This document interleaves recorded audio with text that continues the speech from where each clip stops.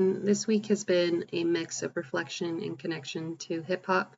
Starting off this week with Roxanne Shante made me think of a feminist theologian by the name of Elizabeth Schussler Fiorenza and her idea that we should always assume women were a part of the early church unless it explicitly stated otherwise. I think the same applies to hip hop.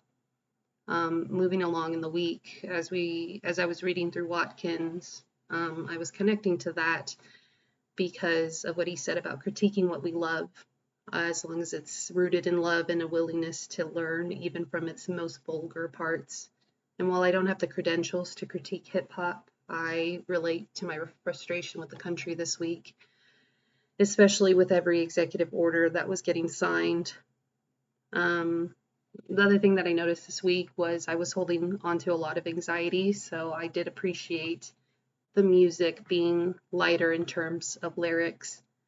But I had to skip Poor Georgie, and I held space for that later on in the week when things were looking better and brighter. But it made me think about the contradictions and, well, just the term contradictions and how I can see that hip hop reflects on those. And this week was just about making sense of those contradictions through music, and that was something that was really apparent to me this week.